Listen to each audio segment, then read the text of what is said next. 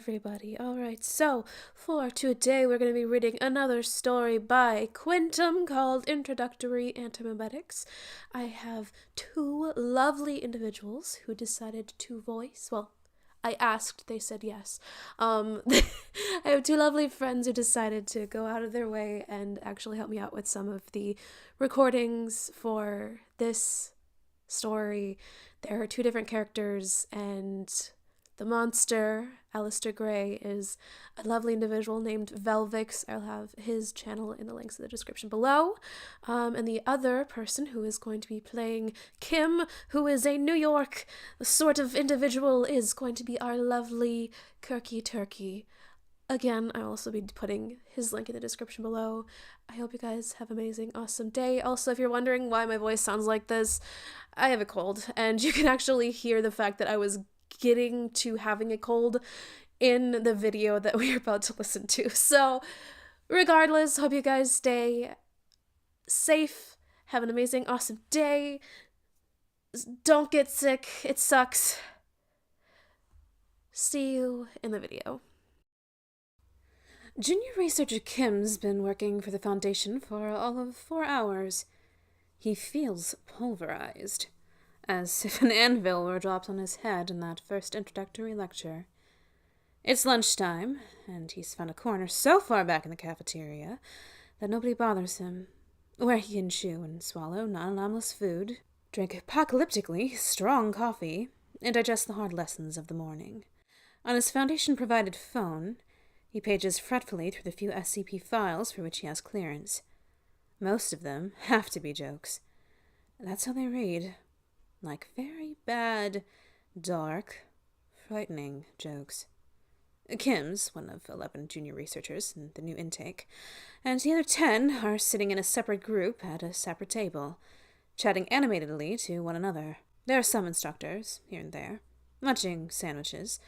Other than them, the cafeteria, large enough to seat 200 people or more, is deserted. To Kim, that seems odd. Site 41 is large. 3 skulking buildings with significant basement space buried casually in the forests of central Colorado. Where is everybody? A man in a gray suit walks into the cafeteria, makes eye contact with Kim, and strides purposefully over. The man's suit is sharp enough to cut. He wears a tie pin and a platinum wristwatch as big as a brick. He looks badly misplaced. Site 41 is a working site. There's training, education, research, development, analysis, and even the containment of a very few safe SCPs going on here. Executives shouldn't ever be here. So, what is he? A lost ESEC trying to find the helipad? Or a researcher or instructor dressing for the job he wants, not the job he has? Hell of a first day. The man says, holding out a hand. Alistair Gray, with an A. Kim. Kim says, Paul Kim. Good to meet you. What accent is that, if you don't mind me asking? Kim blinks. New York. He says, I'm from New York. Are you the site director? You seem on edge, Kim. Well, that figures, doesn't it? Kim asks, You must know how that intro goes. It's like an atom bomb to the ego. I just had almost everything I know overturned. It turns out I've spent my entire adult life being protected from dangerous knowledge, as if the whole outside world is a ball pit for under sevens. Stepping out of that has been humiliating, to start with. And... He blinks again. Hey, what do you do here exactly? You didn't answer my question. You didn't answer mine. Grace says, Of course I did. Kim says, I'm from... And then he just stops. His train of thought running off the end of the track into air. It's on the tip of his tongue, the answer to Gray's question, but he can't get the words out. That's weird. He says, shaking his head. At this point, he notices that Gray isn't wearing his badge. It could be an honest mistake, albeit an extremely serious one, but surely execs don't get to the level of executive without being scrupulously correct in everything they do. Who are you? Kim asks. Your life story was fascinating, Kim. What? You spoke 4 languages. Gray tells him. One now, and soon 0. Too huge in intellect to specialize your education was a fusion of biochemistry and cooperative literature. You felt as if you would die if you couldn't find more foreign thoughts to cram into your head. You've been all over the world, hungry, and every country you've ever been to was like landing on another planet. You toy with anthropology, but there's too much in the world for one human race to ever understand. Let alone one human. There's too much for human race. We should pare it down. Kim nods. Would you excuse me for just 1 second? He gets up and hurries to another table, to the instructor whom he had met earlier that day. When Kim gets closer to her, he feels a kind of staticky sensation building up. He tries to shake her shoulder and succeeds in moving it a little, but it's like reaching through tar. Hey, there's a problem. There's an intruder. I think it might be an SCP. Doc, look at me. Hello? She doesn't react. He tries the gaggle of fellow newcomers as well, but they keep chatting and hypothesizing, oblivious to him shouting and clapping in their ears. Hey, people, listen to me. No. He looks back. Gray has stood up and started moving towards him, still with that confident smile, and there's definitely something wrong with him now, because he's visible through the tables. Like an augmented reality holoprojection jammed inside Kim's eyeball. Kim realizes with a stab of fear that he can even see Gray when he blinks. His eyelids close, but Gray is still there. An apparition in what for all of Kim's life has been a totally personal private darkness. And the only way he can avoid seeing Gray is to turn away, and even then he feels the radioactive prickling at the back of his eyeballs. Kim tries to phone one of the newbies. The phone in the newbie's pocket rings, and other than that, nothing happens. Nobody reacts. That doesn't make sense. Kim says. Do you remember your father? Gray says. I never knew my father. Kim says, edging away. Mom raised me. These people loved your perspective. They were going to put your work on an anomalous anti-memes, but they don't remember you exist. You don't exist. Gray's white smile is a fixture. Kim says, mainly to himself. There aren't any dangerous SCPs on this site. It's a safe site. So either you're not dangerous, or nobody knows you exist. And if nobody knows you exist, then that means you're either brand new or you're... What's an anti-meme? Hell of a first day. Gray says. Are you sentient? Kim asks. You seem on edge, Kim. Gray says. Kim bolts. He exits the cafeteria, turns a corner, and runs 10 or 11 paces down the corridor to where there's an elevator. He stabs the down button and waits. The elevator door is highly polished, reflective, and Kim catches sight of a face in the mirrored surface and nearly falls over with shock because it's a face he has never seen before, and apparently it's his own. Jeez. Oh, no. He babbles. What the heck? Gray comes around the corner, still only strolling. Just as the elevator cracks open, Kim dives in and punches the lowest floor. Basement level 8. It's instinctive, though he could rationalize the decision in retrospect. He can't just get in his car and drive. It's better if Gray stays on site than if he's set loose in rational reality. And to do that, it's better if Kim retreats to the lowest, darkest corner of the site for which he has access, and then waits for Gray, and then locks all the doors behind him and waits to die. The elevator starts ascending, and the apparition of Gray, visible through the doors and floors, disappears upwards, shrinking with a distance and perspective, but still smiling broadly down at Kim. Kim paces the elevator. I don't remember what my face looks like. It said it had eaten all my secondary languages, but I don't remember learning anything other than English, so it's eaten my memories, consumed information, and I can't contact anybody directly, which means I'm on my own. I'm not trained for this. He hammers his head once against the elevator wall and stares at his shoes. But I don't know that. What if I've been trained? What if I don't remember my training anymore? What if I've been working here for years and I only think it's my first day? What if I've met this thing before? What if everybody on site has met it multiple times and nobody remembers? What if... Is this what an antimeme is? Kim remembers the near-empty cafeteria and miles of totally unoccupied corridors and vacant office and lab space. Maybe. Maybe it's not just eating my memories. Maybe it's eating people whole, removes them completely from history. Maybe it's been haunting the site for years, and that's why the site's so empty. Maybe it's because it's nearly finished exterminating us all. I need to get help. I need to warn somebody. How? I can't talk to people. I can't phone them. I should write an SCP. But surely someone's already thought of that. He pulls his phone out. He pulls out the listing. Nearly 10,000 SCP entries, and 100 of them are tagged Antimemetics alone. Kim clears his mind. Gray, with an E. Grey.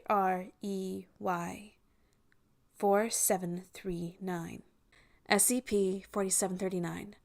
Object Class Keter. I'm disregarding the format because time is a factor.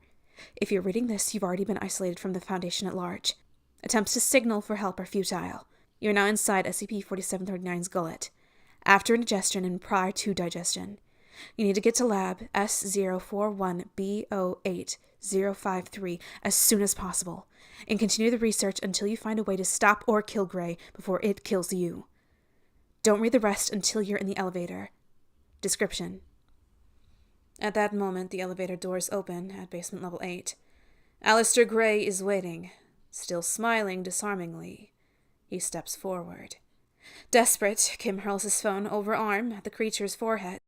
It's a solid chunk of metal, and it's a dead hit. Gray reels backwards and cracks his skull against the wall. By the time he recovers, Kim is out of sight, herring away down the left corridor, just echoing fading footsteps on concrete. 2 45-degree turns, and room 53 is in sight. The door at the farthest end. It looks like a submarine bulkhead. Kim spots the keypad from a way out. 4 digits. He tries 4739, and it works first time. The bulkhead mechanism takes agonizing seconds to open up. Come on, come on, come on! Do you remember your mother? He hears Gray calling from the corridor. I never knew my parents. I was an orphan. Kim hisses under his breath. For a split second, he wonders what Gray might really mean by that, but he doesn't have time to dwell on it. The bulkhead opens. Kim slides in and pulls it closed behind him, locking the mechanism up again, as if that'll buy him even 1 second. The lab inside is sizable, windowless of course, and stacked to the ceiling with a jumble of equipment, which Kim hardly recognizes. There are pieces of thick shattered glass underfoot.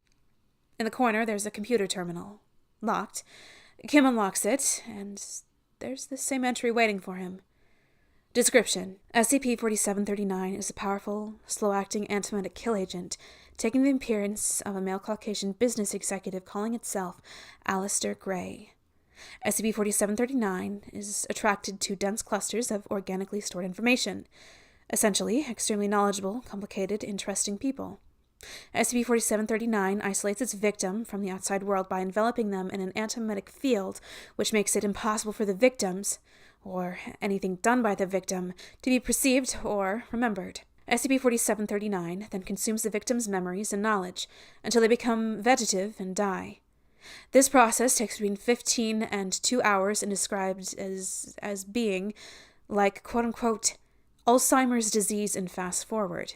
SCP-4739 is not believed to be sentient, although it imitates the behavior of a sentient being to the extent that it can appear sentient to the inattentive. Its victims are able to move and act freely. Since it is impossible to escape once caught, or signal for help, communications such as written notes, graffiti, and electronic mail do get sent and persist in reality, but SCP-4739's effect spreads with each message. making it impossible for an external observer to receive the message until such a time SCP-4739 catches them too. The SCP entry, which you are currently reading, is created and maintained by the victims of SCP-4739, because it is only visible to the victims of SCP-4739. If you are reading this SCP entry, SCP-4739 has caught you. You are now isolated from the Foundation at large, and constitute an effective Foundation of 1. You have between 15 minutes and 2 hours to reach Site-41, Basement Level 8, Laboratory 053, familiarize yourself with the existing research, and continue this research until you find a way to contain or decommission SCP-4739. Or, more likely, die. If your field of expertise is not related to antimemetic containment, we sincerely apologize and advise you to start learning fast. SCP-4739 has consumed... There are a couple tallies here. In total, 79. Foundation researchers, since we started counting on August 3rd, 2013. If you're reading this entry for the first time, please add a mark. We estimate at least 50% of victims never make it as far as this database entry. So, the true victim count is more than twice this figure. But how do I kill it? Kim screams. He scrolls and scrolls through the research, which is chaotic and haphazardly arranged, because nobody has found the spare seconds to sort it out.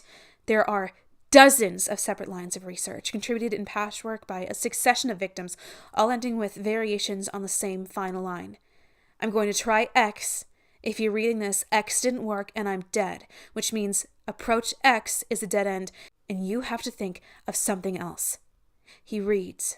Nobody has succeeded in physically engaging with Gray. Nobody can stall it, evade it, slow it down, reason with it, or redirect it to some other target.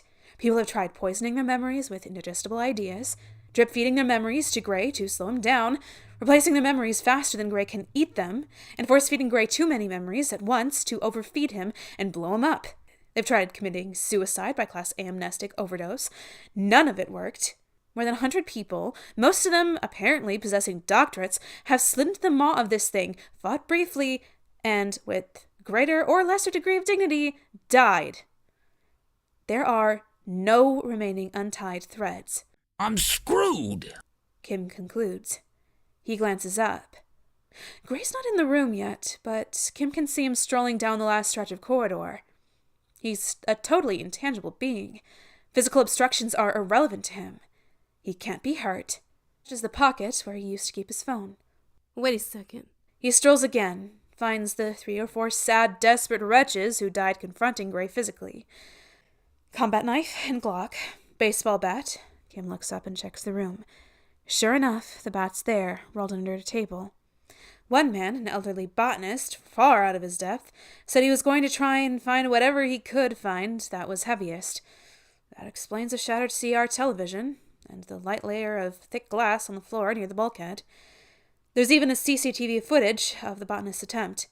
He accomplishes literally nothing. Gray is a holographic ghost, and the CRT drops right through him, imploding when it hits the floor at Gray's feet. The botanist spends the rest of the video's running time huddled in a corner, gradually losing his mind, while Gray watches placidly. Difference being, Kim realizes, with his eyes boggling. A phone is a solid brick of information, and, before me, nobody's tried using information as a missile. Kim searches for the experiments. Several of them, scattered, where the victims try to divert Gray to a different data source. The general idea seemed to be to overload Gray by pointing him at something containing too much information. The internet, or a terabyte feed from a live particle accelerator experiment, or a stack of hard drives containing the first few quadrillion binary digits of pi. But nobody could figure out a way to distract Gray's attention. Prominently placed screens full of data he would ignore. Data beamed at him electromagnetically, radio or laser, had no effect. And nobody could figure out a way to tunnel the information in through the victim's mind as extra memories. It was written off as impossible, closed as a line of investigation. The hard drives, Kim finds, are right there on the workbench next to the computer. Its half-a-rack unit, a cubical block of metalwork as big and as heavy as a bowling ball, one of the most ineffective conceivable melee weapons. Kim snatches up the 3 longest pieces of Ethernet cable he can find and starts plaiting them into a chain. He remembers who he is, and where he is, and what his responsibilities are. He goes to the computer, to the SCP entry, adds himself to the victim tally, and writes up exactly what he's about to do to try, because he might not be the last one, and the world needs to know that this didn't work. Gray comes through the lab bulkhead to find most of the equipment in the room toppled onto the floor, to create room for the black and silver drive array that Paul Kim is whirling around his head. On a 2-meter chain made of plated network cable, it makes a low thrumming sound as it whirls. Gray is not intelligent enough to stop moving forwards, and catches the array directly in the side of his head. Rack mount point first, like a morning star. Gray absorbs the first few trillion digits of impact, but it isn't enough. There's a green snap of light, and a noise like a subway train short-circuiting, and Gray's a pile in the corner. His head caved in and the drive array partially demolished in pieces around him. Kay decides that history can fill in whatever quip it likes best. It's turned its way up through the Antimemetics division hierarchy, Wheeler tells him in the aftermath. It was only a matter of time until it bit down on somebody dangerous. Congratulations on demonstrating a basic level of competence when it counted, when dozens of others couldn't. Kim is rattled, but the shock is dissipating faster than he expected. Marin Wheeler, it turns out, is the Antimemetics division chief. She is Kim's new boss. I want to say it was dumb luck. Kim says. I want to say that I just threw my phone. It was instinct. It was muscle memory. It was my first day, and I got lucky. I want to say those things, but I'm sitting here and turning those statements over, and none of them would be true. Would they? Wheeler waits expectantly and says nothing. You're not my new boss, Kim says. You're just my boss. This isn't my first day at all. I've been working here for, well, it must be over a decade, right? I think I've been a professional antimemetics researcher since at least the mid-2000s. It's just that the first thing Gray ate was my memories of everything past the first day. And even then... I see very little luck in what happened today, Wheeler says. Instinct and muscle memory are just deep-down forms of training. Like I said, a basic level of competence. An ability to piece your own life and all your past knowledge back together faster than nearly anybody else. This is what we try to drill into you, and sometimes, thankfully, it takes. This isn't even the first time we've had this conversation. Kim continues. There've been other incidents with other SCPs with amnestic powers. You've sat there and watched me put myself back together before. And it hasn't gotten old yet, Wheeler admits, with something which might be approaching a smirk. How long does it usually take for me to recover? A few months, Wheeler says. But if you want the honest truth, people in this division are as competent on day one as they'll ever be. You come on the job firing on all cylinders, or not at all. The rest is just fine-tuning and chemistry. So, what you're actually saying is you don't care about my mental state, and you need me back at work now. Kim says. Wheeler nods. I need an updated SCP entry, just to begin with. I need you to nail down the model for Gray's predatory pattern, and exactly how you defeated it. I want you to work out what it did with the bodies, incinerated, disintegrated, or just left them lying around the site in rotting, perceptually cloaked heaps. And I need countermeasures for when it comes back. It's not dead. Wait. Kim says. I think I know this one. It's coming back to me. Ideas don't die.